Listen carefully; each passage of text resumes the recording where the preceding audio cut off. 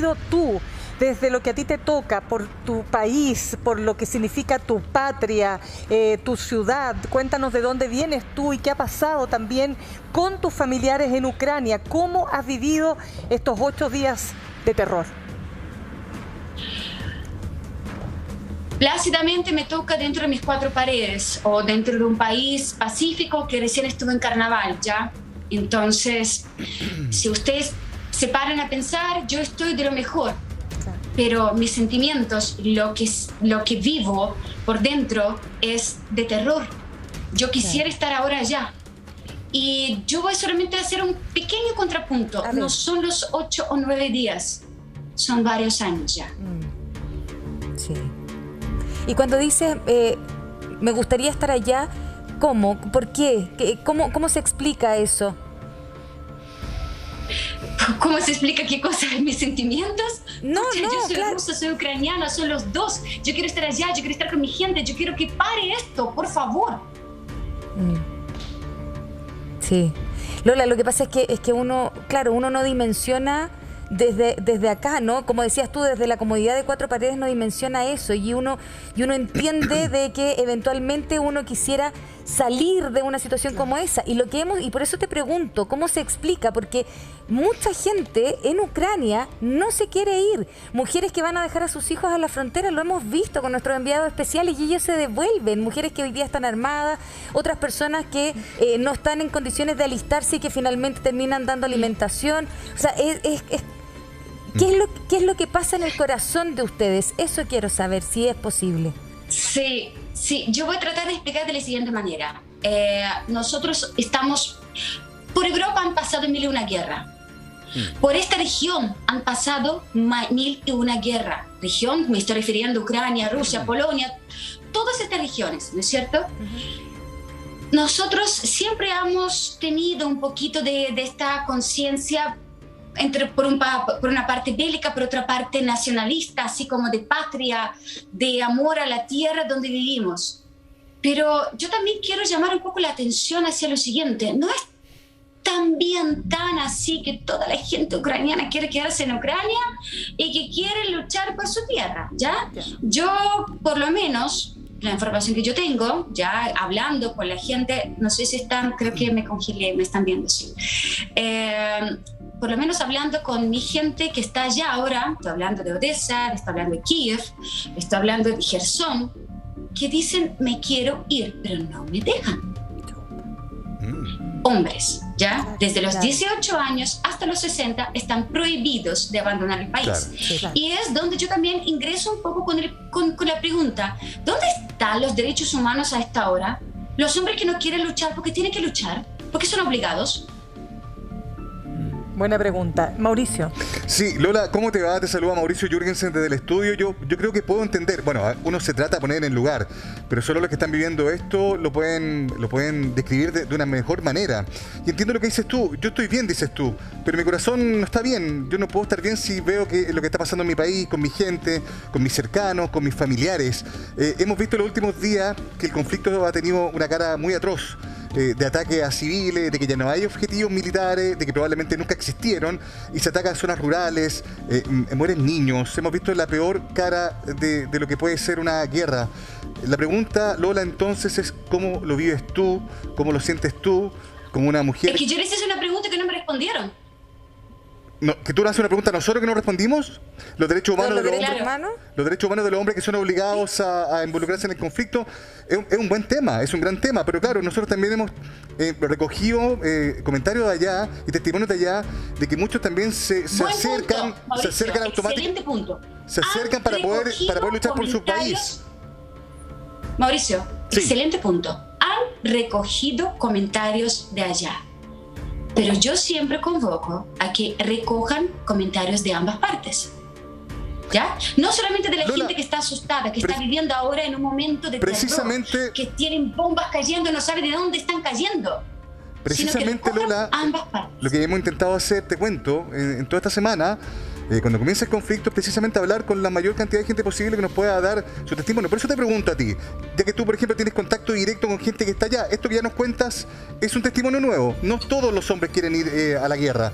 No todos los hombres están dispuestos. Yo te cuento Ese ya es un algo, testimonio Mauricio. nuevo. Mira, te voy a contar de un caso de un grande amigo mío. ¿Ya? Que yo estudié con él desde los 5 años. ¿Ya? Él tiene un bebé recién nacido de 7 meses con su esposa con la cual se casó recién. Y él estaba tratando de mandar a Alemania por medio de Rumania y ella asustada de atravesar la frontera con un bebé recién nacido que todavía necesita Totalmente. su pecho, dice no voy. Y al final se quedaron porque él no podía irse, porque a él le prohibieron abandonar el país. Entonces, este también es un punto a resaltar, yo creo. Es un buen punto. Y lo vamos conociendo a partir del testimonio que tú tienes, precisamente, ¿no? Esa es la Mientras gracia, más po. posibilidades tenemos de conversar Claro. con gente que está vinculada con lo que pasa Claro. allá, tenemos mejor certeza. Aparte de ese tema en particular, Lola, te preguntaba, ¿qué otras cosas has recogido de familiares, de cercanos, de amigos de infancia, por ejemplo, como este, respecto a lo que está pasando allá? Precisamente para entender mejor qué es lo que está pasando allá. ¿Qué has sabido tú? La gente está pidiendo corredores humanitarios. Ok. La gente tiene dificultad, perdón, discúlpeme Sí. que a veces se me mezcla un poco con portugués. Está bien. Dificultad para abandonar Ucrania. Y esta dificultad no es solamente porque los rusos van a atacar y porque no saben si van a caer bombas. Porque, por cierto, los rusos avisan ya cuando van a atacar. Entonces, una cierta noción la gente tiene. Pero sí tiene miedo porque saben que también existen grupos nazistas. Y yo reitero este punto. A ver. Grupos nazistas ucranianos también. Los que están prohibiendo, los que están impidiendo y los que están fomentando este conflicto todo. Y estos grupos, una vez más, yo voy a insistir en este punto de que no son criados y solamente, digamos así, financiados dentro de Ucrania. No, son utilizados por el Occidente para que este conflicto continúe. Dame, ese es un punto. entra en Bueno, política estamos con interna. Libardo Buitrago, Libardo. ¿no? Para poder también entender ese un punto, Libardo, que entrega Lola, que puede ser como novedoso, digamos, para entender parte de este conflicto también, ¿no?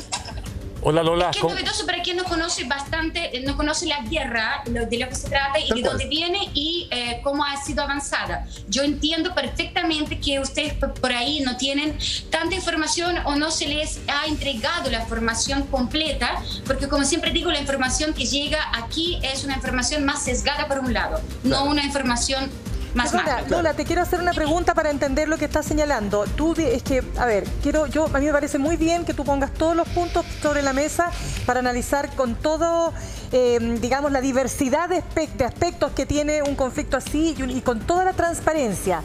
Pero la pregunta que te quiero hacer es la siguiente.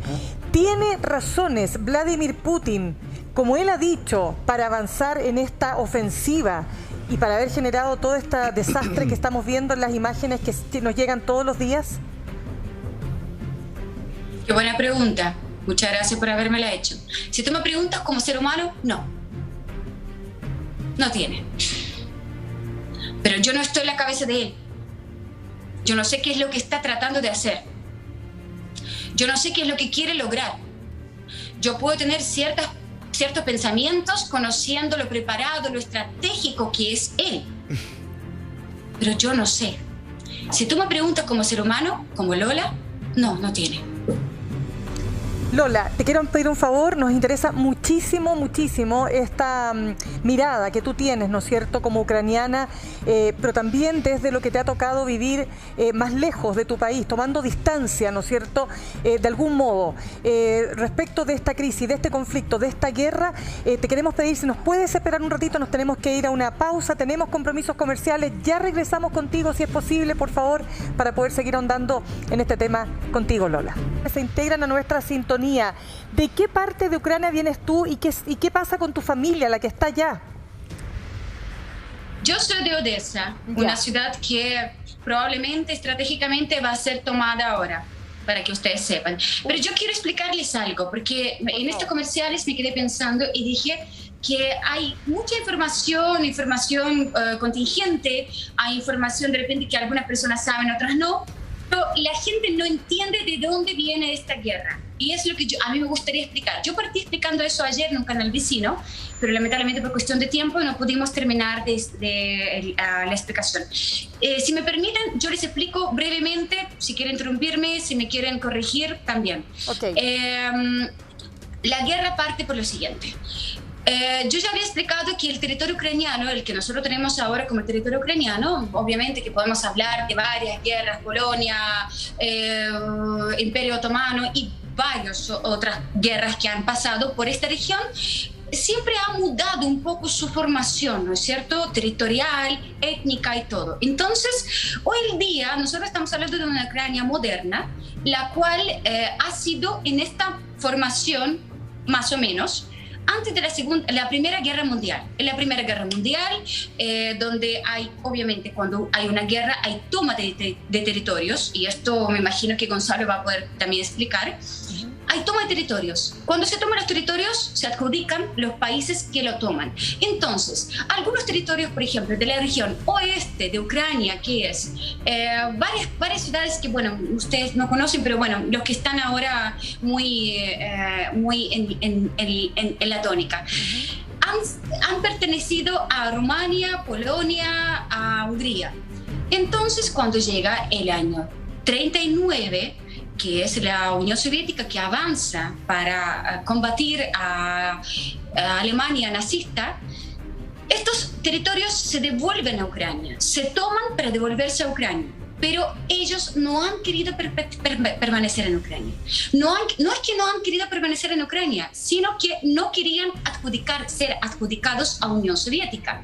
Son en contra, quieren continuar siendo territorios polacos, territorios húngaros, territorios rumanos. Y de ahí surge un poco esa cosa enemistosa contra Rusia, contra Unión Soviética, y ahí continúa. Entonces, nosotros podríamos hasta hablar un poco sobre la guerra y la confraternización de Estados Unidos, los yanquis contra los suristas, ¿ya? Que, por ironía, los suristas perdieron, y en este caso también. Suristas perdieron. Entonces, esta gente empieza a avanzar, crea una oposición. Yanukovych, que era completamente prorruso en el año 2013, surge aquel conflicto en Maidán, que Maidán, para que ustedes sepan, significa plaza en ucraniano. Entonces, surge aquel conflicto, Yanukovych se arranca, el nuevo gobierno llega a Kiev, que es la oposición que viene justamente de esa gente que no quiere saber nada que tiene que ver con la Unión Soviética, antigua Unión Soviética, o algo de etnia rusa. Y ellos crían el sector de la derecha, en ruso sería Pravый Сектор. Entonces, ellos crían ese sector que nada más que es digamos que comando de combate, como un nuevo ejército del nuevo gobierno. Y ellos empiezan a avanzar. ¿Y dónde tienen que avanzar? Donde hay gente que piensa diferente a ellos, donde hay gente que siente diferente a ellos. Y empiezan a avanzar al centro-sur, centro-este. Y es lo que están haciendo. Odessa, mi ciudad nativa, donde yo nací, donde yo tuve mi infancia, es una de las ciudades muy importantes que ya mencioné, ¿Lola? Que va a ser... Sí, Lola, es que para ir entendiendo lo que tú estás señalando, ¿no? Vladimir Putin ha dicho que los sectores que están en las primeras zonas, las zonas llamadas separatistas, ¿no es cierto? Las personas que habitan ahí han sido víctimas de genocidio. Él ha hablado de verdadero genocidio, ¿no? Sí. Y segundo, ha dicho... Ya, a esto quiero llegar.